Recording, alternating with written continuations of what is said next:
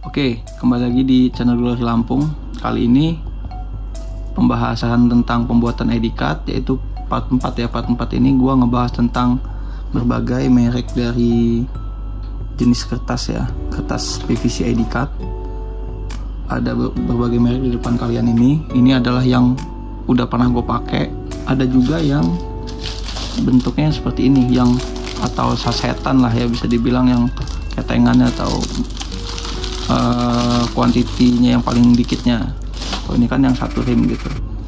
Nah, ini adalah berbagai jenis berbagai merek ya, berbagai merek dari kertas PVC ID card yang udah pernah gue pakai. Nah, apa aja sih kelebihan-kelebihan dari PVC ID card ini? Nah, jadi kita bahas satu persatu ya. Nah, di sini tuh kalau untuk yang kotakan gini, dia itu isinya 50 set. Dia isinya 50 set, yang dimana satu set itu terdiri dari overlay. Ini overlay ini adalah kertas yang untuk kita print ya. Gue ambil dulu. Jadi satu set itu begini. Nah, ini bahan PVC ID cardnya yang tebal, dan ini dua overlay. Jadi satu setnya seperti ini. Gini, satu set itu seperti ini. Nah, kalau untuk yang kotak-kotak gini dapatnya dia 50 set. Satu rim lah bisa dibilang 50 set, karena dalam satu set ini 50 set ini bisa jadi 500 kartu kurang lebih. Kalau misalkan kartunya nggak cacat ya, nggak cacat semua gitu. Dan ukurannya pun untuk PVC ID card ini dia itu 200 kali 300, hampir semua seperti itu. Cuman dia pada ngomongnya A4 itu size, padahal aslinya kan 200 kali 300. Dan di setiap pembelian pasti ada juga sih tahapan-tahapan cara ininya, apa namanya, pembuatannya, dan suhu-suhu yang disarankan ya. Nah, suhu yang disarankan biasanya ada sih, tapi nggak semua memang. Nah, apa aja sih merek-mereknya?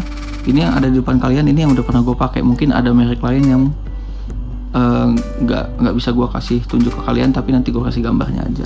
Yang pertama dari sebelah sini itu ada merek Ekoton ya, Ekoton. Nah, ini dia.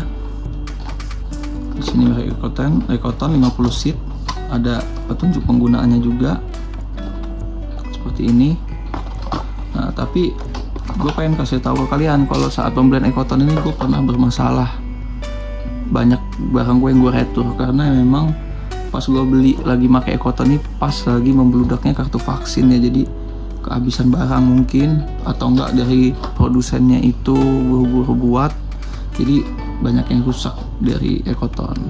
Selanjutnya yang di sini ada merek curah, nggak ada merek dia curah kayak gini aja, cuman kotak tanpa merek.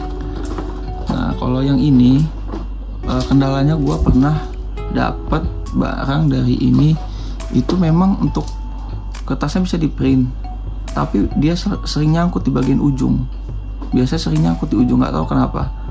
Udah 2 printer gue pakai nyangkut di bagian ujung, cuman nggak hampir setiap gue pembelian, ada beberapa lah sering gitu gue jumpain dia rusak di ujung. Jadi harusnya dapat 5, ini cuma dapat 4 karena bagian belakangnya itu pasti rusak atau ketekuk gitu. Cuman secara umum bisa sih sempurna sih jadinya. Selanjutnya ada merek Vitek. Nah, merek Vitek ini gue bisa bilang kalau untuk hasil mungkin bagus, cuman dia warnanya kurang karena dia kuning. Warna aslinya tuh kuning, jadi kayak kurang bagus sih menurut gue, kurang kayak mana ya, jadi nggak mengkilat gitu. Bukan nggak mengkilat, jadi kurang keluar gitu warnanya dari hasil printnya. Cuman kalau untuk hasil sih bagus menurut gue nggak pernah dapat kendala dari merek Vitek sih.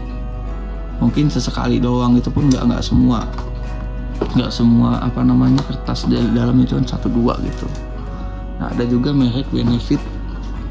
Nah, merek Benefit ini juga termasuk murah juga, tapi dia memang kualitasnya tipis. Ini tipis sih, di antara yang lain ini mungkin ini paling tipis menurut gua. Cuman untuk warna ya sedang, nggak terlalu keluar, cuman sedang. Ini memang paling murah juga termasuknya.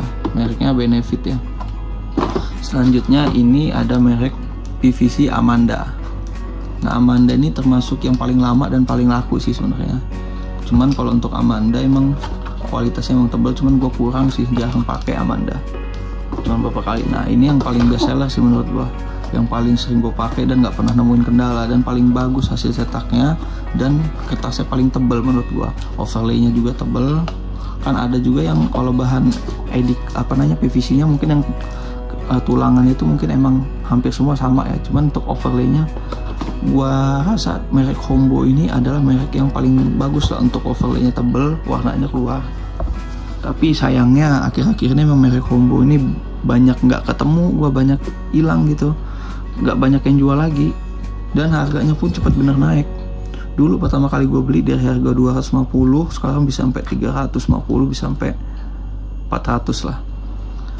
Nah sekarang ini kalau rata-rata dari semua merek ini tuh harganya sekarang kayaknya udah nggak dapat yang di bawah 200, paling ada 280 tuh paling murah banget.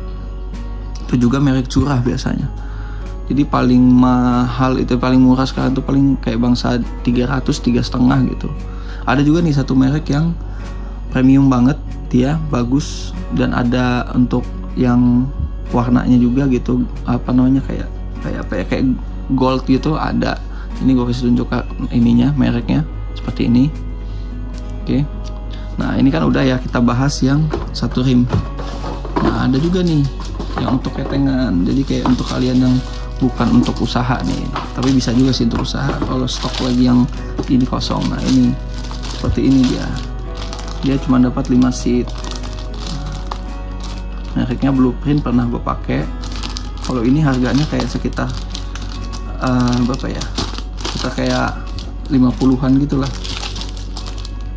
40 nih. Ini ada juga merek Toyo juga ya, merek Toyo. Tapi merek Toyo ini yang gue bilang ini tipis, warnanya kurang kuat sih. Kalau Blueprint ya sedang lah, tebel, cuman teksturnya itu kalau untuk overlaynya itu agak kaku, tapi tebal, bagus sih. Nah ini merek Toyo. Ada juga merek yang biasa gue pakai, merek Vitek. Merek Vitek yang ketengan, iya, sama ada lagi merek Coral. Yang Coral itu juga lumayan bagus tuh, andalan juga, tebel, murah, bagus. Nah kurang lebih seperti itu. Jadi itu berbagai mereknya. Tapi tips dari gua, kalau misalkan kalian mau beli PVC begini, kalian harus pastikan dulu barangnya itu bagus. Kalau misalkan tempat kalian beli itu bisa retur, malah lebih bagus. Nah jadi kayak pengalaman gue itu, gue pernah beli di toko nggak bisa retur, dan barangnya itu karena gue masih banyak kan, gue belinya nggak ketahuan gitu, taunya banyak yang rusak dan nggak bisa diretur. Sayang banget kan, gue udah buat banyak tuh, ada 200 kartuan mungkin yang rusak dari gue gitu. Jadi tipsnya sih menurut gue, cari toko yang bisa retur, yang bisa diretur kalau barangnya rusak. Nah kayak beli di online tuh, nanti gue rekomendasiin tempat belinya di mana. Nah kalau beli online tuh kita bisa retur, jadi kita lebih leluasa gitu beli yang kayak gini nih, bisa diretur kan, pakai di Shopee, Tokped gitu. Tapi kalau misalkan kalian beli kayak di stationery, di toko-toko buku, itu harus dipastikan dulu bisa diretur apa enggak. Itu yang pertama, yang paling wajib lah. Terus kalian juga kalau misalkan beli di online, jangan terpaku sama harga murah, harus lihat reviewan dari orang-orang lain gitu, apakah ada bermasalah nih tokonya gitu. Jadi jangan sampai kita terpaku sama harga murah, karena hitung-hitungannya juga tetap untung kok kalau misalkan kalian jualnya dengan hitungan yang tepat gitu. Nanti kalau untuk hitungan ID card mungkin gue buat videonya lain lagi ya, di part nanti selanjutnya. Nah itu tips yang kedua dari gue. Terus tips yang ketiga, gunakan suhu yang tepat.